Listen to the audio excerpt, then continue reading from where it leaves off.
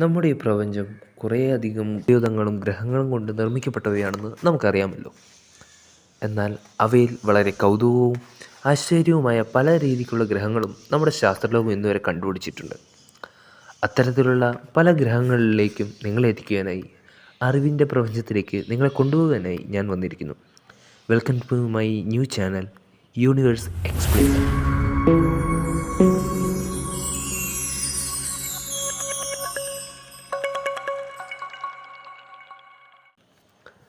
നമ്മൾ തുടക്കത്തിൽ പറഞ്ഞ പോലെ ഒരു ഗ്രഹമുണ്ട്, 55 കാറ്റഗറി ഇ അഥവാ നരകഗ്രഹം എന്നാണ് അതിനെ വിളിക്കുന്നത്.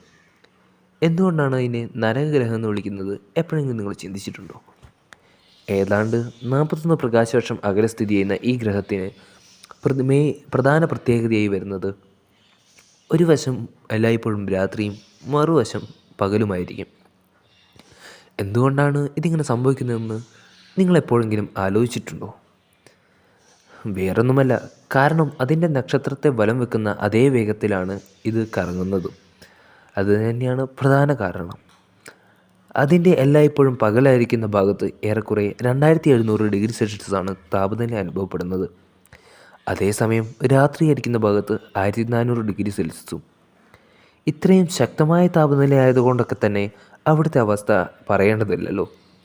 ഏതാണ്ട് ഉരുകി ഒലിച്ച പോലത്തെ ഒരു അവസ്ഥയിലായിരിക്കും അത് കാണപ്പെടുന്നത്. അത് അതിൻ്റെ ഉള്ളിൽ തന്നെ, അതായത് ഗ്രഹത്തിൻ്റെ ഉള്ളിലാണെങ്കിൽ മാഗ്മയായിട്ടും പുറത്താണെങ്കിൽ ലാവയായിട്ടുമാണ് ഉണ്ടാവുക. ചുരുക്കി പറഞ്ഞാൽ ലാവ കൊണ്ടുള്ളൊരു മഹാസമുദ്രം തന്നെ നമുക്കവിടെ കാണാൻ സാധിക്കുന്നതാണ്. എന്നാൽ ഇങ്ങനെ സംഭവിക്കുന്നത് ഒരിക്കലും ആ ഗ്രഹത്തിൻ്റെ നക്ഷത്രത്തിൻ്റെ കുഴപ്പങ്ങൾ കൊണ്ടൊന്നുമല്ല. കാരണം ഏറെക്കുറെ നമ്മുടെ സൂര്യനോട് സാമ്യതയുള്ള ഒരു നക്ഷത്രമാണ് അതിനുള്ളത്. 55 കാറ്റഗറി എ എന്നാണ് അതിന് ശാസ്ത്രലോകം നൽകിയിരിക്കുന്ന പേര്. ഏകദേശം 5ഓളം ഗ്രഹങ്ങൾ ഈ ഒരു ഗ്രഹത്തെ വലം വെക്കുന്നുണ്ട്. അതിൽ ഒന്ന് മാത്രമാണ് 55 കാറ്റഗറി. എന്തുകൊണ്ടായിരിക്കും ഇതിന് ഇത്രമാത്രം താപനില വരാൻ കാരണം? അതെ, ആ നക്ഷത്രവും ഗ്രഹവും തമ്മിലുള്ള ദൂരം തന്നെയാണ്. ഏതാണ്ട് 0.015 ആസ്ട്രോണിക്കൽ യൂണിറ്റാണ് ഇതിൻ്റെ ദൂരം. 0.015 ആസ്ട്രോണിക്കൽ യൂണിറ്റ് എന്ന് പറയുമ്പോൾ വളരെയധികം ദൂരമായിട്ടൊന്നും കണക്കാക്കേണ്ട കേട്ടോ. എന്നാൽ നമ്മുടെ ഭൂമിയും സൂര്യനും തമ്മിലുള്ള ദൂരം അളക്കുകയാണെങ്കിൽ അത് ഏകദേശം 1 ആസ്ട്രോണമിക്കൽ യൂണിറ്റാണ്.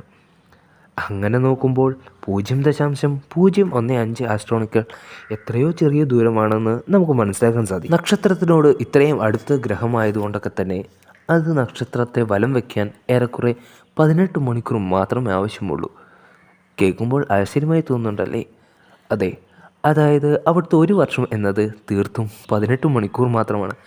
അങ്ങനെ നോക്കുമ്പോൾ നിങ്ങൾ ആ ഗ്രഹത്തിലാണ് ജീവിച്ചിരുന്നെങ്കിൽ ഇപ്പോൾ നിങ്ങൾക്ക് എത്ര വയസ്സാകുമെന്ന് കമൻറ്റ് ബോക്സിൽ രേഖപ്പെടുത്താൻ മറക്കണ്ട.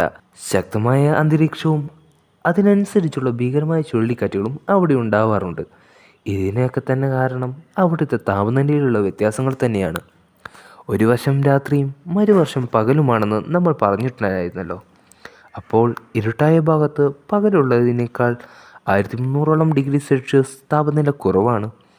അതിനാലൊക്കെ തന്നെ അവിടെ അനുഭവപ്പെടുന്ന ന്യൂനമർദ്ദത്തിനും അതിനനുസരിച്ചുള്ള വലിയ തോതിലുള്ള വ്യത്യാസങ്ങൾ നമുക്ക് കാണാൻ സാധിക്കും.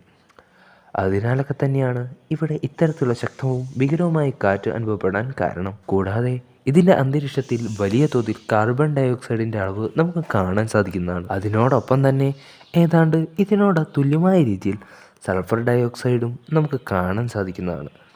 തീർച്ചയായും അവിടുത്തെ പാറ ഉരുകി ലാവയാകുന്ന സമയത്ത് പുറത്തു വരുന്ന വോൾക്കാനോ ഗ്യാസുകളാണ് ഇവ രണ്ടും. ഇതിനേക്കാൾ എല്ലാം വിചിത്രമായ കാര്യം എന്താണെന്ന് വെച്ചാൽ വലിയ തോതിലുള്ള ഡയമണ്ട് ശേഖരം തന്നെ അവിടെ ഉണ്ടെന്നാണ് ഗവേഷകർ പറയുന്നത്. അതിനാലൊക്കെ തന്നെ ഇതിന് ഡയമണ്ട് പ്ലാനറ്റ് എന്ന പേര് കൂടി ശാസ്ത്രലോകം നൽകിയിട്ടുണ്ട്. സൂപ്പർ എർത്ത് കാറ്റഗറിയിൽപ്പെടുന്ന ഒരു ഗ്രഹമാണ് ഇത്. നമ്മുടെ ഭൂമിയേക്കാൾ ഏതാണ്ട് 2 ഇരട്ടി വലുപ്പമുണ്ട് ഇതിന്.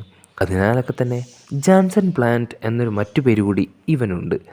ഇവിടുത്തെ മാസ് എത്രയാണെന്ന് നോക്കുകയാണെങ്കിൽ ഏകദേശം സൂര്യൻ്റെ മാസിൻ്റെ 2 ഇരട്ടിയാണ്.